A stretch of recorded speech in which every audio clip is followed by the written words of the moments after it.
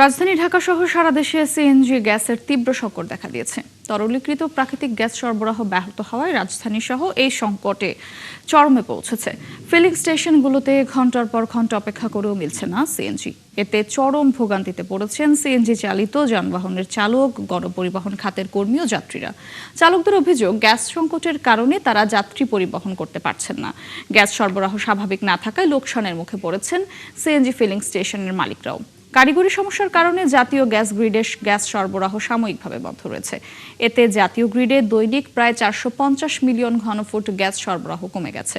ফলে দেশের বিভিন্ন অঞ্চলের শিল্প কারখানা, বিদ্যুৎ কেন্দ্র, সিএনজি স্টেশন সহ বিভিন্ন শ্রেণীর গ্রাহক এই গ্যাস সংকটে পড়েছেন।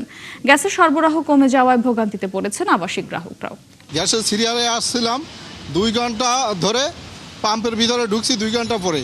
ঢোকার সাথে সাথে নজর লাগাবে, এর ভিতরেই মেশিন বন্ধ হয়ে গেছে।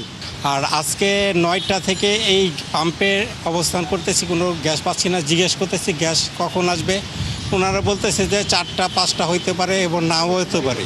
পাম্প কর্তৃপক্ষ বলতেছে যে লাইনে গ্যাস নাই। আজকে আমরা 3-4 দিন যাবত এই অবস্থায় আছি, কোনো পাম্পই গ্যাস নাই। ঢাকার শহরে কোনো পাম্পে আমরা গ্যাস পাইতেছি না। আমরা 1 ঘন্টা 1.5 ঘন্টা চালে আসার পরে দেখি যে আবার গ্যাস শেষ হয়ে যায়। গ্যাসে কোনো প্রেশার পাওয়া যায় না, কোনো উন্নতি নাই। আবার আমাদের 3-4 ঘন্টা লাইনে দাঁড়ায় থেকে আবার গ্যাস নিতে হয়। সর্বনিম্ন 5 PSI দরকার, কিন্তু আমরা 5 PSI পাচ্ছি না। এই কারণে আমাদের 2টা মেশিন অটোমেটিক্যালি বন্ধ হয়ে গেছে। রাজধানীর গ্যাস সংকটের আরো খবর নিয়ে আমাদের সাথে যোগ দিচ্ছেন সহকর্মী রাকিব আপ্রো। আপ্রো, বেড়াবালার সাথে সাথে সিএনজি ফিলিং স্টেশনের পরিস্থিতি কেমন দেখছেন? যেহেতু আজ সাপ্তাহিক ছুটির একটি দিন, ভিড় কি কিছুটা কম চোখে পড়ছে কিনা? এছাড়া সার্বিক পরিস্থিতি নিয়ে কি বলছেন পাম্প মালিকরা, জানাবেন।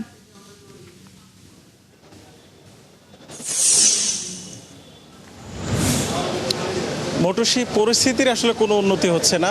বেলা যত বাড়ছে মানুষের ভোগান্তি তত বাড়ছে। যারা সকালে এসে সিএনজি স্টেশনে গ্যাসের জন্য অপেক্ষায় লাইনে দাঁড়িয়েছেন, এখনও তারা সেই লাইনেই অপেক্ষা করছেন। আমরা কিছুক্ষণ আগে নিকুঞ্জর একটি গ্যাস পাম্পে দেখেছি, সেখানে গ্যাসের প্রেশার না থাকার কারণে মেশিন চলছে না এবং গ্যাস দেওয়া যাচ্ছে না।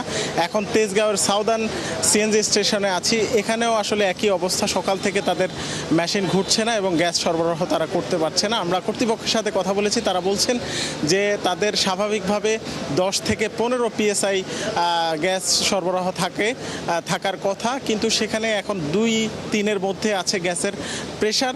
সেজন্য আসলে তাদের মেশিনগুলো চলছে না এবং গ্যাসও তারা সরবরাহ করতে পারছে না। আমরা পেছনে একটু কথা বলতে চাই, যারা ভোগান্তিতে আছেন তাদের সাথে একটু কথা বলতে চাই। আপনি তো মনে হয় সকাল থেকে এখানে গ্যাসের জন্য অপেক্ষা করছেন, একটু বলেন তো আসলে পরিস্থিতি কি দেখছেন? আমরা তো পাম্পে এসে জিজ্ঞেস করলাম গ্যাসের কী সমস্যা, ওনারা বলতে হচ্ছে লাইনের সমস্যা, লাইনে গ্যাস নেই। এখন ওনারা যদি বলতে লাইনে যদি গ্যাস না তাহলে তো পাম্প তো গ্যাস দিতে পারবে না। আচ্ছা, এই সমস্যাটা কি আপনি আজকেই ফেস করতেছেন নাকি গত কয়েকদিন ধরে? 2 সপ্তাহ, মানে 1 সপ্তাহ ধরে। আমরা তো এখানে মানে মান্থলিস করা, তো এই যে আসলে এই অবস্থা, গ্যাস পাই না আমাদের। আপনারাও কি গ্যাসের জন্য এসেছেন? জি, গ্যাসের জন্য। আপনি কি সমস্যা ফেস করছেন? ওই যে একই কথা, ওই যে গ্যাসের সমস্যা। ওই আপনার ঘন্টায় ঘন্টায় বই থাকা লাগে, গ্যাস পাওয়া যায় না। কি গাড়ি চালান আপনি? প্রাইভেট। জি। সবশেষ কবে কয় টাকার গ্যাস পেয়েছেন? 230 টাকা। কবে কালকে। গতকালকে 230 টাকার গ্যাস পেয়েছেন, কিন্তু আপনার কত টাকার গ্যাসের দরকার ছিল? আমার 650 টাকা ঢোকে আর কি ট্যাঙ্কিতে। মোটরসি আমরা আসলে এরকম অনেক ভুক্তভোগী গাড়ি চালকের সাথে কথা বলেছি, তারা বলছেন যে তাদের আসলে যেখানে 600 টাকার গ্যাস দরকার সেখানে তারা 200 টাকার বা 150 টাকার গ্যাস পাচ্ছেন। অর্থাৎ চাহিদার তুলনায় কিন্তু 3 ভাগের 1 ভাগ পাচ্ছেন বা কোনো ক্ষেত্রে 4 ভাগের 1 ভাগ পাচ্ছেন, এবং এই ক্ষেত্রে তাদের কিন্তু ভোগান্তিটা বেড়ে যাচ্ছে এবং অপচয়ও বেড়ে যাচ্ছে।